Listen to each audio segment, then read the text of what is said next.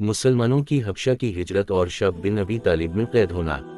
मुसलमानों को और इनके सरदार फख्र दो आलम को जब किफार से तकालीफ पहुंचती ही रहीं और आए दिन इनमें बजाय कमी के इजाफा ही होता रहा, तो हुजूर ने सहाबा को उसकी इजाज़त फरमा दी कि वो यहाँ से किसी दूसरी जगह चले जाएं। तो बहुत से हजरात ने हबशा की हिजरत फरमाई। हबशा के बादशाह अगरचा नसरानी थे और इस वक्त तक मुसलमान न हुए थे, मगर उनके रहमदिल और मुनसिफ मिजाज होने की शोहरत थी। चुनांचे नबुवत के 5वें बरस रजब वक्फ ताम के महीना में पहली जमात के 11 या 12 मर्द और 4 या 5 औरतों ने हबशा की तरफ हिजरत की। मक्का वालों ने उनका पीछा भी किया कि ये ना जा सकी, मगर ये लोग हाथ ना आए। वहां पहुंचकर उनको ये खबर मिली कि मक्का वाले सब मुसलमान हो गए और इस्लाम को गलबा हो गया। इस खबर से ये हजरात बहुत खुश हुए और अपने वतन वापस आ गए। लेकिन मक्का मुकर्रमा के करीब पहुंचकर मालूम हुआ कि ये खबर गलत थी और मक्का वाले उसी तरह बल्कि इससे भी ज्यादा दुश्मनी और तकलीफें पहुंचाने में मसरूफ हैं। तो बड़ी दिक्कत हुई। उनमें से बाज हजरात वहीं से वापस हो गए और बाज किसी की पनाह लेकर मक्का मुकर्रमा में दाखिल हुए। ये हबशा की पहली हिजरत कहलाती है। इसके बाद एक बड़ी जमात ने जूतर उसी मर्द और 18 औरतें बतलाई जाती हैं मुतफर्रिक तौर पर हिजरत की, और ये हबशा की दूसरी हिजरत कहलाती है। बाज सहाबा ने दोनों हिजरतें की और बाज ने एक। किफार ने जब ये देखा कि ये लोग हबशा में चैन की जिंदगी बसर करने लगे तो उनको और भी गुस्सा आया और बहुत से तोहफे तहाइफ ले कर नजाशी शाह हबशा के पास एक वफ्द भेजा, जो बादशाह के लिए भी बहुत से थे लेकर गया और इसके खवास और पादरियों के लिए भी बहुत से हदिया लेकर गया। जाकर अवल पादरियों और हुक्काम से मिला और हदिया देकर उनसे बादशाह के यहाँ अपनी सिफारिश का वादा लिया और फिर बादशाह की खिदमत में ये वफ्द हाजिर हुआ। अवल बादशाह को सजदा किया और फिर तुझे पेश करके अपनी दरखास्त पेश की और रिश्वतखोर हुक्काम ने तायद की। इन्होंने कहा कि ए बादशाह, हमारी कौम के चंद बेवकूफ़ लड़के अपने कदीमी दीन को छोड़कर एक नए दीन में दाखिल हो गए जिसको न हम जानते हैं न आप जानते हैं, और आपके मुल्क में आकर रहने लगे। हमको शरफ़ाए मक्का ने और उन लोगों के बाप चचा और रिश्तेदारों ने भेजा है कि उनको वापस लाएं।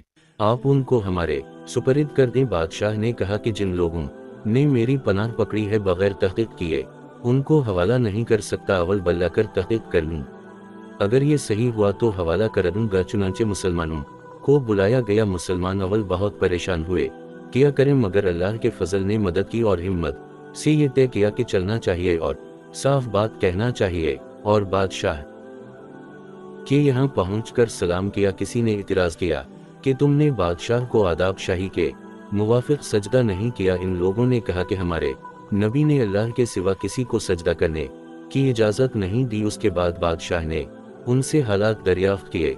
हजरत जफर आगे बढ़े और फरमाया कि हम लोग जहालत में पड़े हुए थे, ना अल्लाह को जानते थे ना इसके रसूलों से वाकिफ थे, पत्थरों को पूजते थे, मर्दार खाते थे, बुरे काम करते थे, रिश्ता नातों को तोड़ते थे, हम्मी का कभी ज़ईफ को हलाक कर देता था। हम उसी हाल में थे कि अल्लाह ने अपना एक रसूल भेजा जिसके नसब को, इसकी सच्चाई को, इसकी अमानतदारी को, परहेजगारी को हम खूब जानते हैं। इसने हमको एक अल्लाह वहदा ला शरीक ला की इबादत की तरफ बुलाया और पत्थरों और बुतों के पूजने से सख्त मना फरमाया।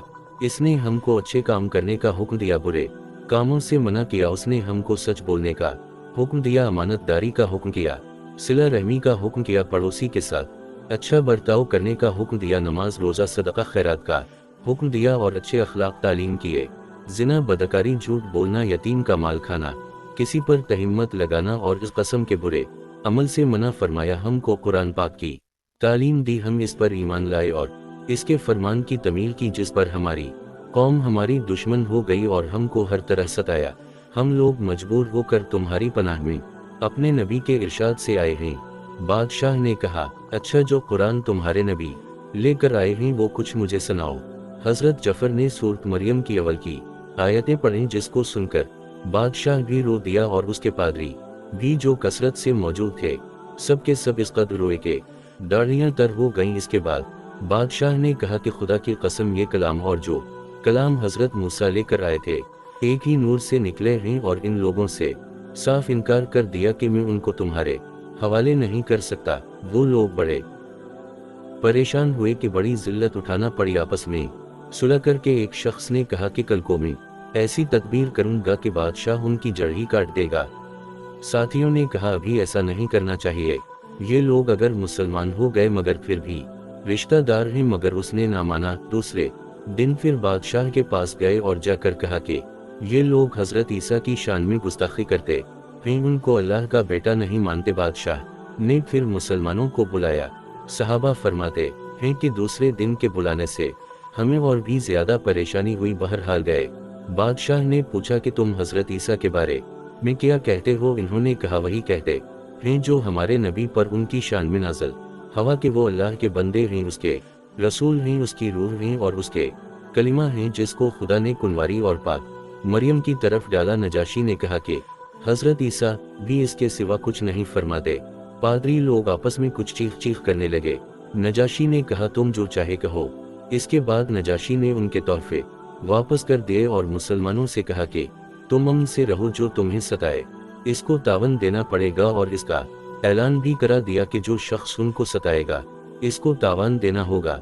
इसकी वजह से वहां मुसलमानों का इकराम और भी ज्यादा होने लगा और इस वक्त को जिल्लत से वापस आना पड़ा। तो फिर किफार मक्का का जितना भी गुस्सा जोश करता जाहिर है। इसके साथ ही हजरत उमर के इस्लाम लाने ने उनको और भी जला रखा था और हर वक्त इस फिक्र में रहते थे कि लोगों का उनसे मिलना जलना बंद हो जाए और इस्लाम का चिराग किसी तरह बुझे। इसलिए सरदार इन मक्का की एक बड़ी जमात ने आपस में मशवरा किया कि अब खिलिम खिला मोहम्मद को कत्ल कर दिया जाए। लेकिन कत्ल कर देना आसान काम न था, इसलिए कि बनो हाशिम भी बड़े छत्ते और ऊंचे तबका के लोग शुमार होते थे। वो अगरचे अक्सर मुसलमान नहीं हुए थे, लेकिन जो मुसलमान नहीं थे वो भी हुजूर के कत्ल आने पर आमादा नहीं थे।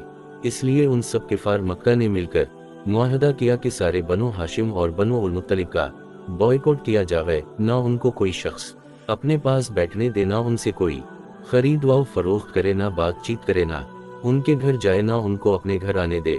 और इस वक्त तक सुलह न की जाए जब तक कि वो हुजूर को कत्ल के लिए हवाला न कर दें। ये मुआहदा ज़बानी ही गुफ्तगू पर ख़त्म नहीं हुआ, बल्कि यकुम मुहर्रम है नबी को एक मुआहदा तहरीरी लिखकर भी अल्लाह में लटकाया गया, ताकि हर शख्स इसका एहतराम करे और इसको पूरा करने की कोशिश करे। और इस मुआहदा की वजह से 3 बरस तक ये सब हजरात दो पहाड़ों के दरमियान एक घाई में नजर बंद रहे कि ना कोई उनसे मिल सकता था, ना ये किसी से मिल सकते थे, ना मक्का के किसी आदमी से कोई चीज खरीद सकते थे, ना बाहर से आने वाले किसी ताजिर से मिल सकते थे।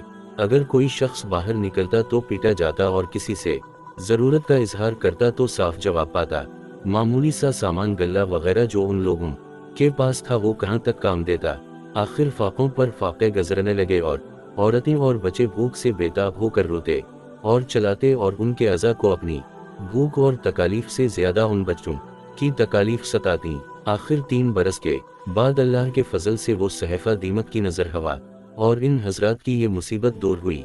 3 बरस का जमाना ऐसे सख्त बॉयकॉट और नजर बंदी में गुजरा और ऐसी हालत में उन हजरात पर किया मशक्कतें गुजरी गी वो जाहिर है, लेकिन उसके बावजूद सहाबा किराम रज़ी अल्लाह अन्हुम अजमईन निहायत साबित कदमी के साथ अपने दीन पर जमे रहे, बल्कि इसकी इशाअत फरमाते रहे।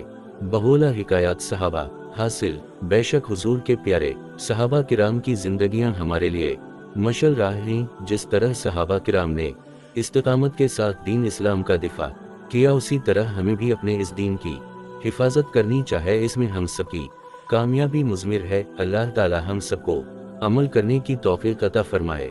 आमीन या रब्बिल आलमीन।